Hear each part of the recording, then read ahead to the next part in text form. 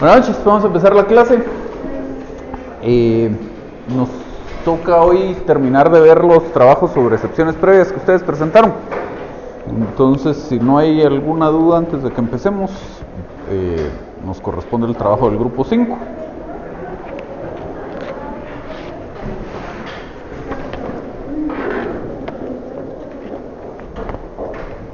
Aquí nuevamente tenemos una excepción previa de demanda defectuosa.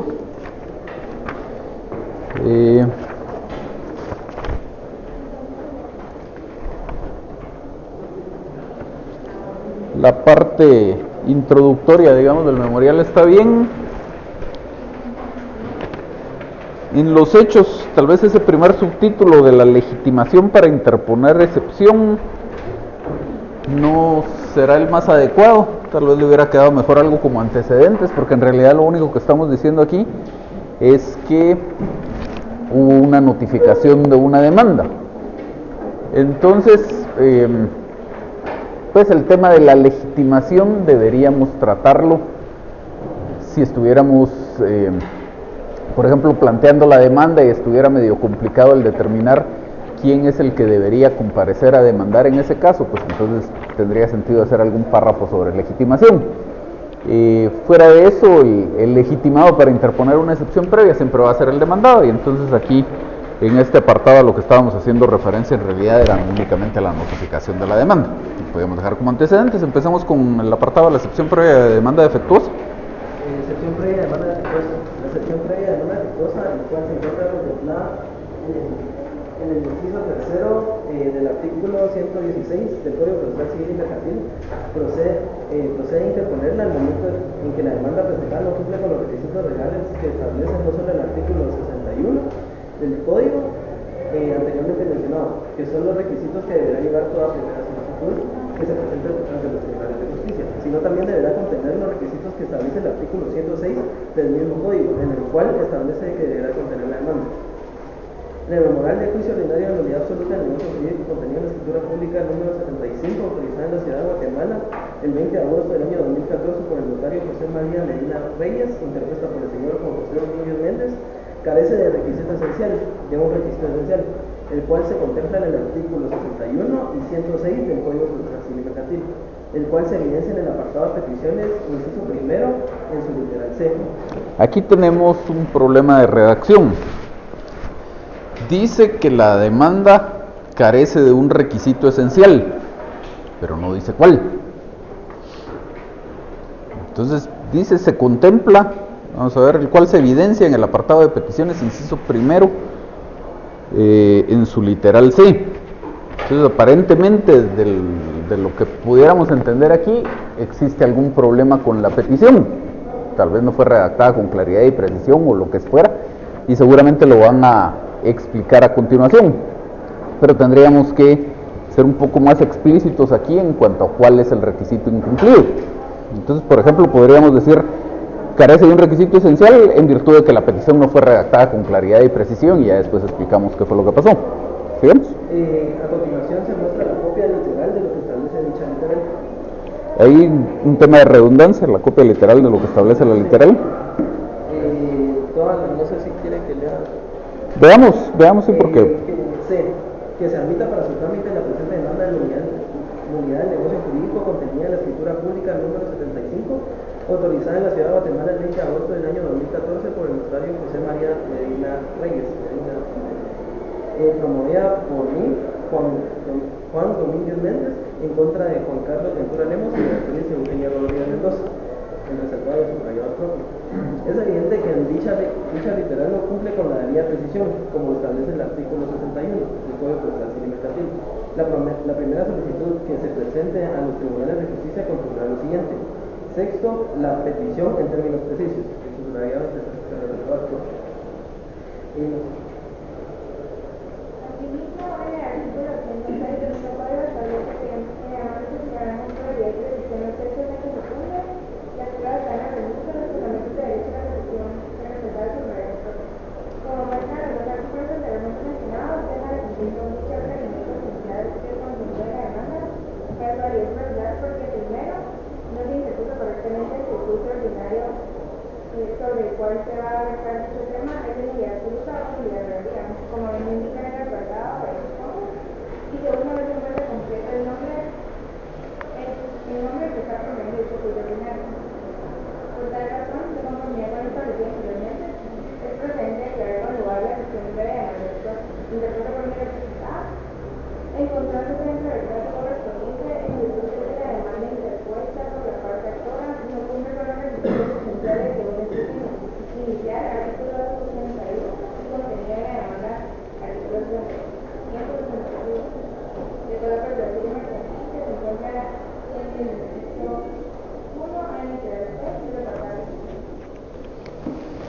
Pues aquí un par de comentarios.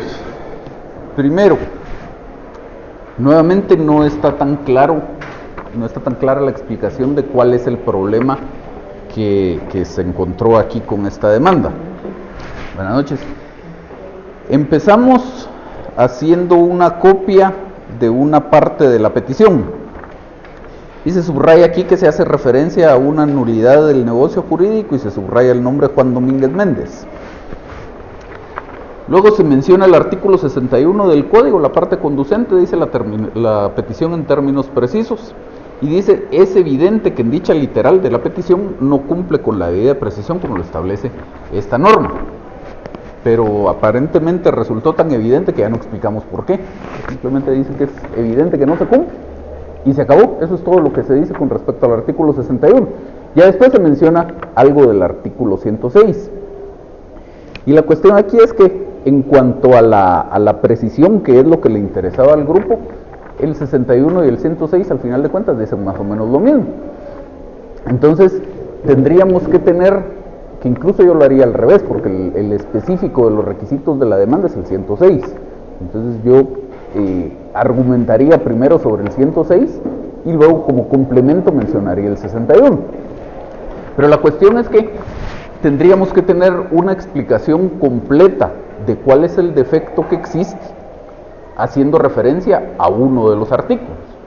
Y ya después de que esté esa explicación completa, ya decimos que en refuerzo del anterior, el otro artículo establece, pues en esencia lo mismo y que remarcar el tema del defecto que estamos encontrando. Entonces aquí supuestamente la petición no está en términos precisos, por dos razones. Uno, porque en el apartado expongo de la demanda y en el cuerpo de la demanda parecería, o así era, que era una demanda de nulidad absoluta del negocio jurídico, y luego en la petición lo mencionan solo como nulidad, no sin el calificativo de absoluto. Y luego, porque omitieron uno de los nombres o uno de los apellidos de ese señor, uno de los nombres del señor. Entonces, pues tendría que estar esa explicación, como les insisto, mucho más completa, referida a una de las normas, y luego remarcamos con la otra. Muy probablemente por estas razones no declararían con lugar esta excepción previa, porque aparentemente quedaría claro que es un simple error y que la intención está clara en el planteamiento de la demanda, de que se trata de una demanda de nulidad absoluta y quién es el actor y quién es el demandado. Pero igual, si vamos a interponer la excepción por esa razón, tiene que quedar mucho más claro el fundamento de la misma. El fundamento de derecho está bien. Luego se ofrecen medios de prueba. En este caso, nuevamente, como es una excepción de demanda defectuosa, no necesitaríamos un ofrecimiento de medios de prueba. Simplemente el juez tendrá que revisar la demanda para determinar si cumple o si se cumplió o no con los requisitos establecidos para el efecto. Veamos la petición.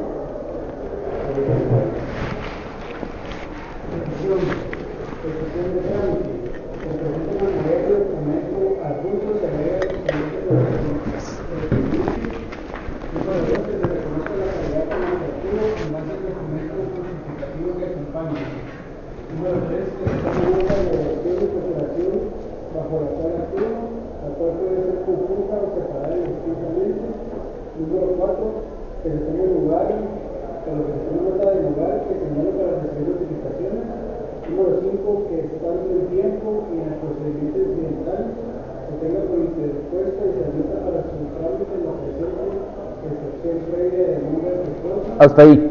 Lo que está después en esta petición está de más. Esto que dice en contra de la demanda promovida por el señor fulano de tal está de más. Yo comparezco a interponer la excepción previa de lo que ustedes quieran y se acabó. Ese complemento, digamos, de decir que es en contra de la demanda tal, eso está de más. ¿Sigamos?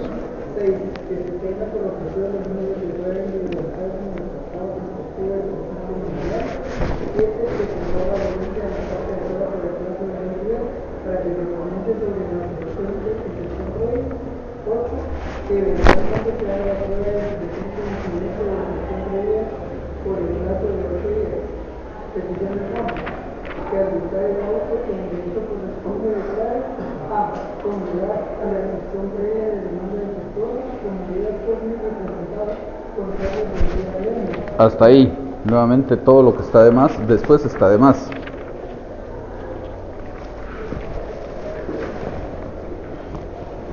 B. En consecuencia, se declara que la demanda es defectuosa, por lo tanto, no se continúa con la tramitación del segundo proceso. C. Que se ordene al archivo del expediente. D. Que se condene al señor San José Núñez Mena al pago de costos procesales por la tramitación del segundo juicio de nivel. Hasta ahí estamos.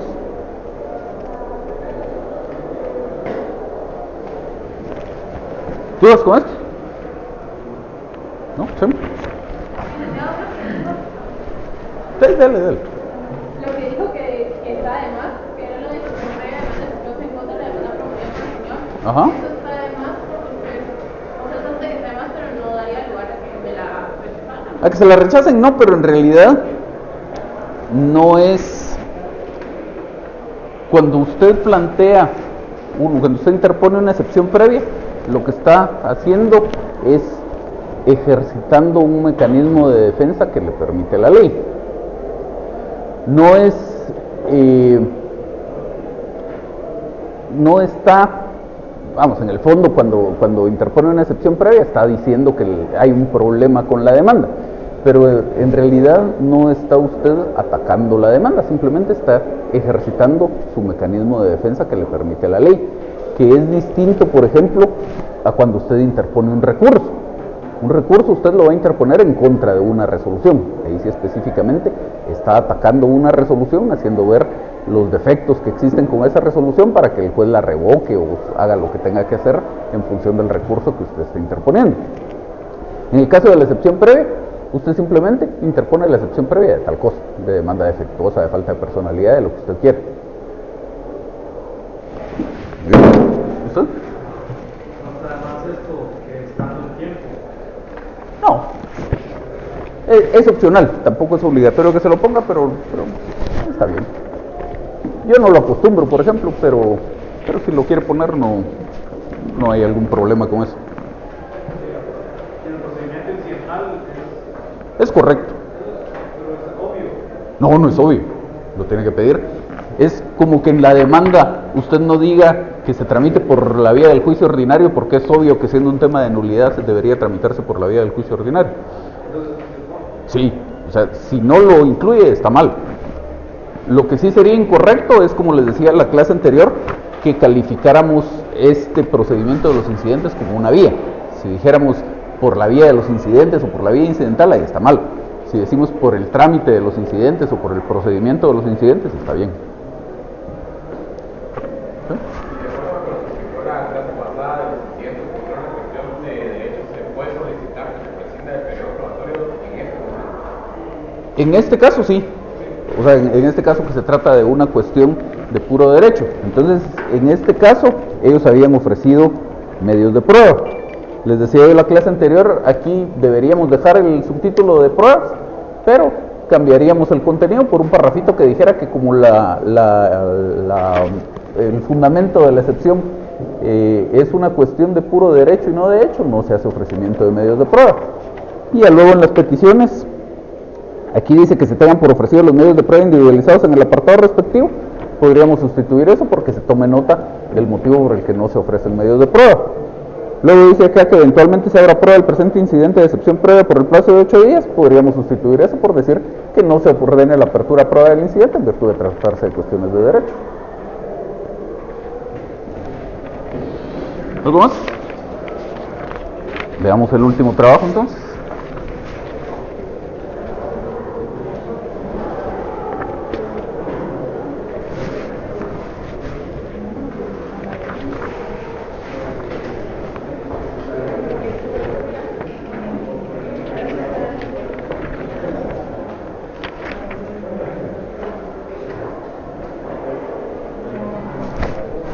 Aquí otra vez tenemos una excepción previa de demanda defectuosa.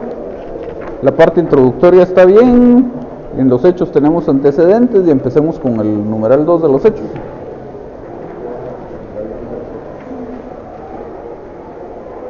Declaración previa. Sin perjuicio del derecho de defensa que me existe, aclaro que el hecho de interponer la presente excepción previa en ningún momento supone la aceptación parcial o total a la improcedente demanda formulada por la parte actora.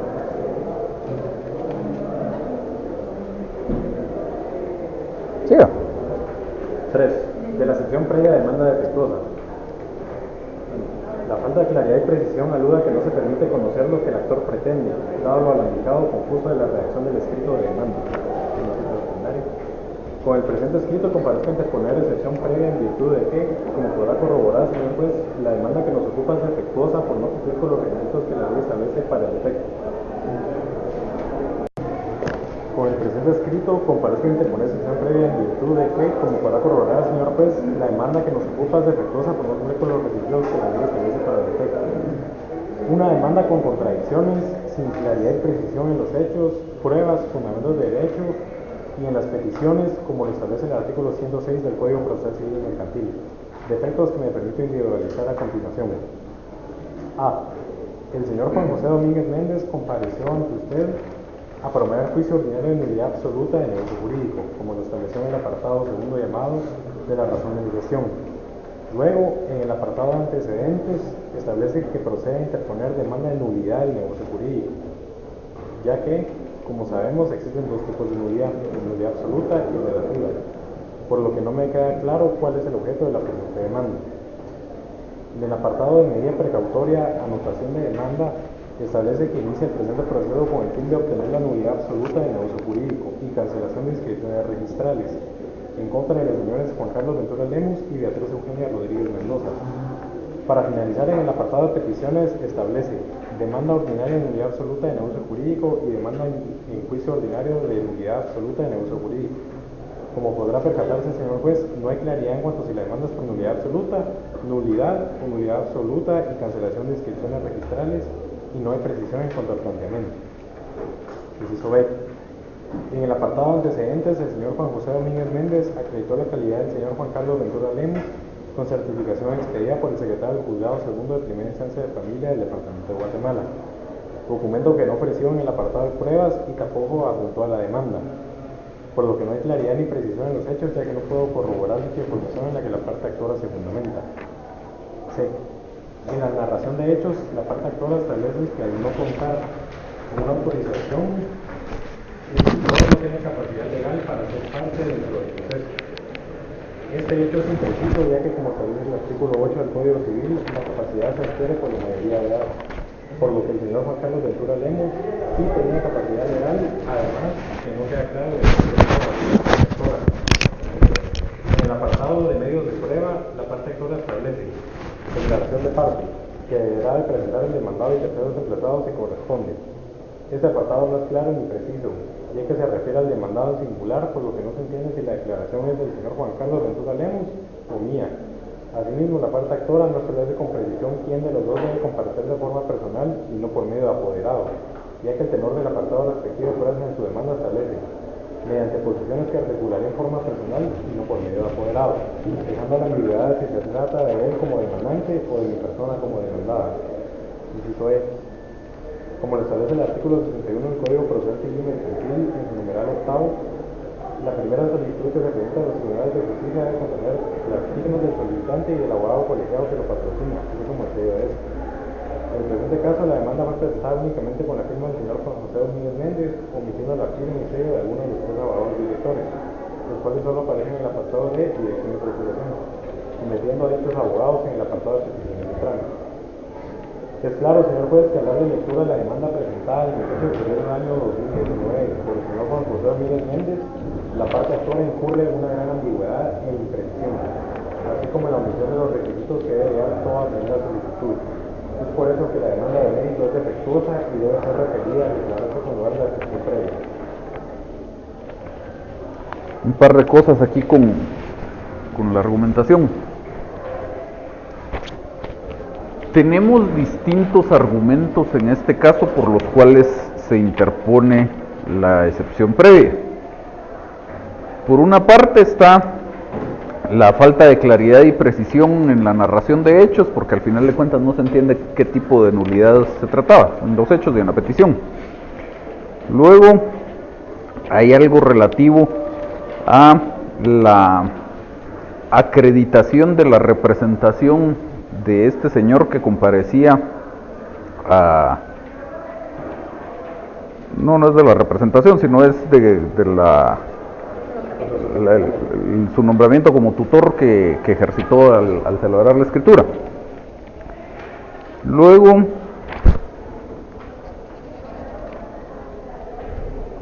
hay otro tema de falta de claridad en los hechos, luego hay un tema de falta de precisión en el ofrecimiento de las pruebas, y luego está el incumplimiento del requisito de que el memorial esté firmado por el abogado.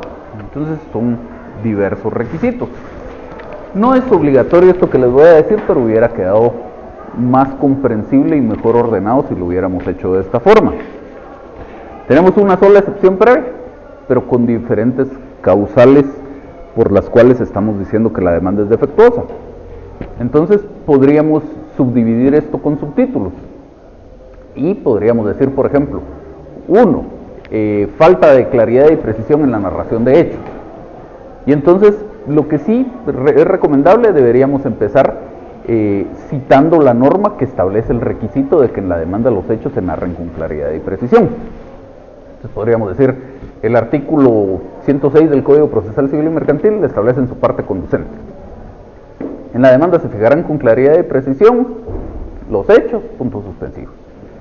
Luego, en el mismo sentido, el artículo 61 establece en su parte conducente la narración de hechos a que se refiere la petición. Y entonces ya hacemos la argumentación de todos los problemas en cuanto a falta de claridad y precisión en los hechos que se hubieran encontrado. Luego otro subtítulo, la falta de claridad y precisión en el ofrecimiento de pruebas, y ya hacemos la argumentación, y etc. Dentro de los temas que se mencionan aquí como constitutivos de una demanda defectuosa, está la literal B minúscula que dice en el apartado de antecedentes: el señor fulano de tal acreditó la calidad del señor Juan Carlos Ventura Lemos con certificación expedida por el secretario. Documento que no ofreció en el apartado de pruebas y tampoco adjuntó a la demanda, por lo que no hay claridad ni precisión en los hechos, ya que no puedo corroborar dicha información. Ahí estamos hablando de tres cosas distintas en un solo parrafito. Estamos diciendo que no ofreció el documento, es una cosa. Otra cosa es que no lo acompañó a la demanda, y otra cosa distinta es decir que no hay claridad y precisión en los hechos. Son tres cosas distintas y al final de cuentas, por ninguna de ellas podríamos interponer la excepción previa de demanda defectuosa aquí. Porque en cuanto al tema de que este señor fue tutor del menor de edad, por lo menos de lo que aparece aquí en la redacción de la excepción, en realidad sí está claramente expresado en la demanda. El problema es un tema de acreditación o de comprobación de ese hecho. Entonces, no es lo mismo el texto de la demanda que con qué se van a comprobar los hechos que ahí están siendo afirmados. Entonces, por el hecho de que yo no tengo un documento con el cual comprobar esto que dice en la demanda, eso no quiere decir que la demanda sea defectuosa, no quiere decir que los hechos no estén narrados con claridad y precisión. Es un tema de falta de pruebas, que es algo totalmente distinto. Luego, dice que no se ofreció el documento como medio de prueba. Si no se ofreció el documento como medio de prueba, eso no implica que la demanda sea defectuosa. Podríamos tener una demanda defectuosa si careciera absolutamente de un apartado de pruebas. Entonces, ahí sí hay un defecto en la demanda. Si la demanda tiene su apartado de pruebas, hay dos posibilidades. O las pruebas están ofrecidas bien, con claridad y precisión, y entonces no tenemos una posible argumentación ahí para interponer una excepción previa de demanda defectuosa, o el ofrecimiento de pruebas es falto de claridad y precisión, y entonces la excepción procedería, pero porque no están identificadas con claridad y precisión, no porque se haya dejado de ofrecer una prueba en particular. Aquí se está diciendo que la demanda es defectuosa porque no se ofreció el documento con el cual se comprueba uno de los hechos afirmados en la demanda. Eso, en todo caso, lo que implicará es que cuando lleguemos a sentencia, el juez no va a poder tener por probado ese hecho. Y si ese hecho era fundamental para declarar con lugar la demanda, pues la tendrá que declarar sin lugar, pero no es constitutivo de una excepción previa de demanda defectuosa. Y tampoco es constitutivo de una excepción previa de demanda defectuosa el no acompañar un documento.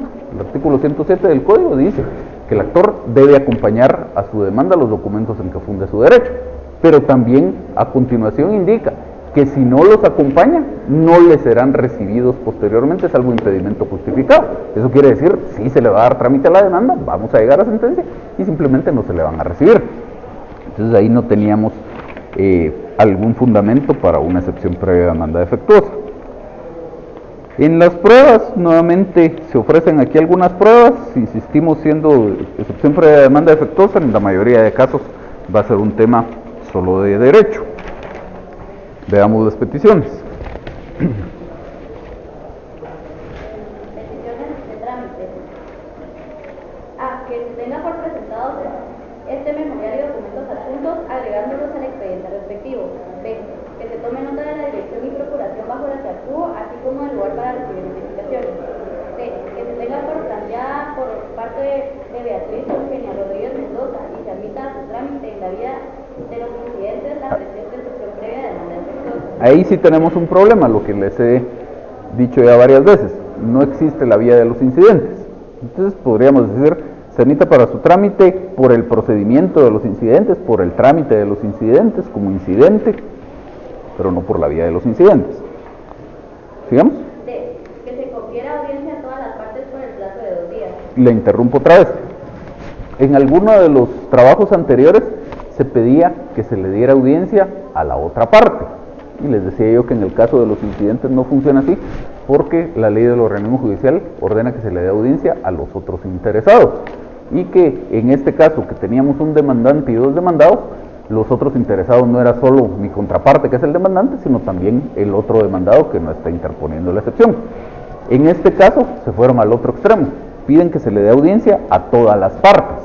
Todas las partes me incluye a mí, y a mí de esta excepción no me tienen que dar audiencia, dice la ley, a los otros interesados, a todos los demás que no están promoviendo el incidente. Entonces, en este caso, tendrá que dar la audiencia al demandante y al otro demandado. Para no hacernos muchas bolas, podemos decir simplemente, usar el texto, la redacción que utiliza la ley, que se le dé audiencia a los otros interesados por el plazo de 2 días. Sigamos. Que se tengan por objetivo los medios de prueba liberalizados en el apartado respectivo. Hasta ahí, perdón, hasta ahí debería quedar una excepción, perdón, una petición. Y ya lo siguiente debería ser una petición independiente.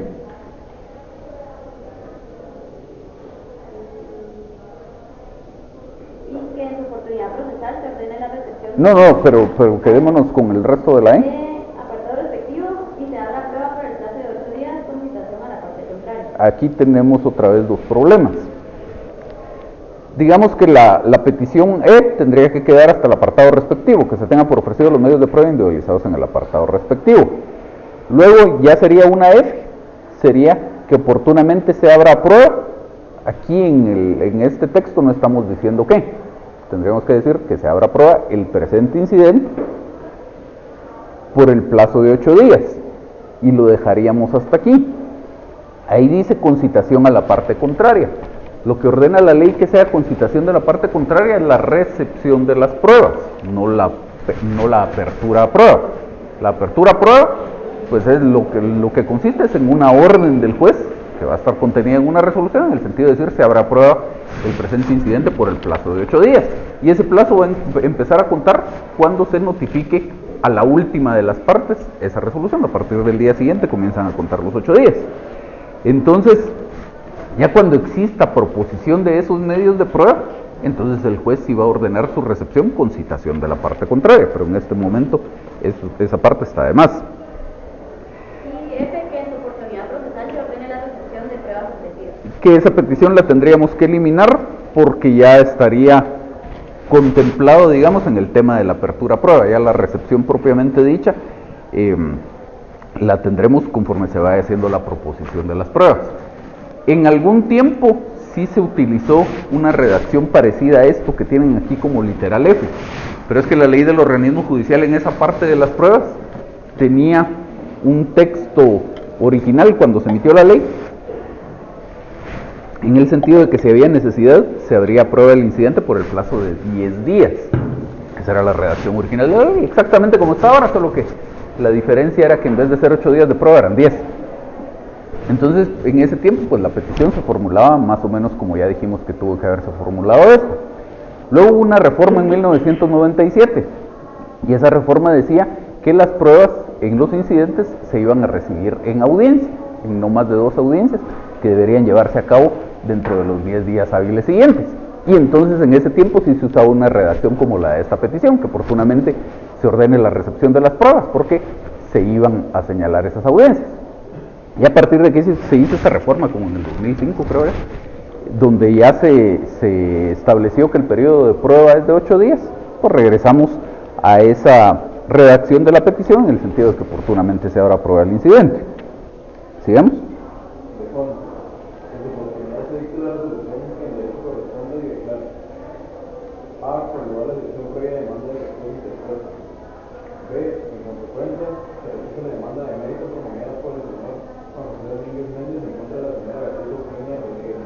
Lo interrumpo aquí. Esa nunca puede ser la consecuencia de una excepción.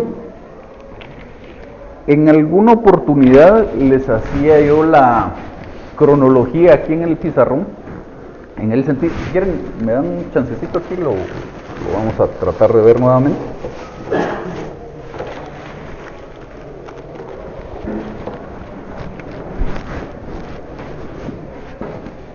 El proceso empieza con una demanda y luego existe una resolución.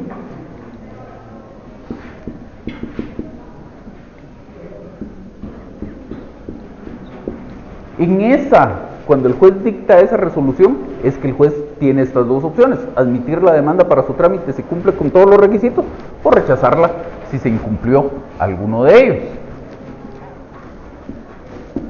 Si ya después seguimos al emplazamiento y empieza a correr este emplazamiento y dentro de los 6 primeros días se interponen excepciones previas,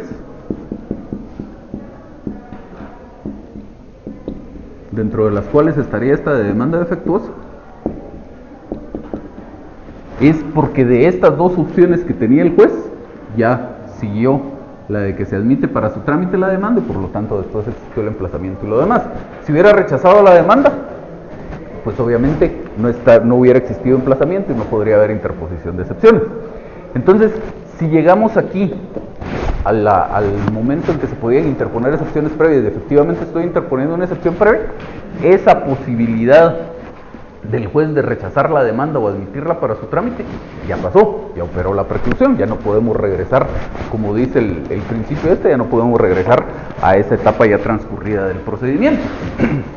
Entonces el juez ya no puede rechazar la demanda. El único caso en el que el juez podría verse otra vez en esa situación de rechazar o admitir para su trámite la demanda sería si no estuviéramos aquí interponiendo excepciones previas, si no estuviéramos impugnando esta resolución. Un recurso de revocatoria, por ejemplo. Si yo interpongo un recurso de revocatoria en contra de esa resolución y el juez declara con lugar ese recurso, lo que haría el juez sería revocar esta resolución. Deja de existir esta resolución en que se admite para su trámite la demanda y por lo tanto el juez tiene que dictar una en su sustitución, admitiendo para su trámite la demanda con alguna modificación o rechazando la demanda. Pero se retrotraen las actuaciones, regresamos a ese momento en el que el juez puede decidir si le da trámite o no a la demanda. Entonces, si esto fuera un recurso de revocatoria, ahí sí puedo pedir que se declare con lugar el recurso de revocatoria, en consecuencia se revoque la resolución tal y que resolviendo conforme a derecho se rechace la demanda. Ahí sí lo puedo hacer. Aquí no, aquí si estamos interponiendo excepciones previas, presuponemos que la resolución no es susceptible de ser impugnada a través de un recurso de revocatoria y por lo tanto mantenemos eso, o el juez pues va a mantener la vigencia de esa resolución. Y entonces la consecuencia natural de que se declare con lugar una excepción previa de demanda defectuosa era más o menos lo que decía el trabajo anterior. En consecuencia se declare que la demanda es defectuosa o en consecuencia se declare que la demanda no se cumplió con los requisitos establecidos en la ley. Y entonces ya dice por acá que se condenen costas a la parte actora, que se levanten las medidas precautorias que se hubieran decretado y que se archive el presente expediente sin más trámite, que estaríamos bien. ¿Dudas de este trabajo? ¿No? ¿Nadie? De que habíamos dicho lo de concitación a la parte contraria, nos dijo que quitáramos eso, porque eso solo iba cuando eran por medios de prueba o... Cuando ya estemos en la proposición de los medios de prueba. Entonces, digamos, en este momento, usted le pide al juez, si quiere haga su anotación y después le explico. ¿Sí? Usted le dice al juez, simplemente que oportunamente se abra prueba del incidente por el plazo de 8 días. Nada más. Cuando la otra parte evacúe su audiencia, o si no lo evacúa cuando transcurra el plazo, el juez va a decir, pero en este caso ni siquiera es necesario, pero suponiendo que fuera un incidente que se refiriera a cuestiones de hecho, el juez va a decir, se ordena la apertura a prueba o se abre a prueba del presente incidente por el plazo de 8 días. Y entonces lo que va a tener que pasar ahí es que usted va a tener que presentar un memorial o varios memoriales de proposición de pruebas. Entonces usted, por ejemplo, ofreció como pruebas documentos. Entonces le dirá al juez, su petición será que con citación de la parte contraria se tengan como medios de prueba los documentos tales y tales. Ahí sí ya estamos con citación de la parte contraria, porque el código en su artículo 129 es para lo que exige la citación de la parte contraria, para la recepción de las pruebas.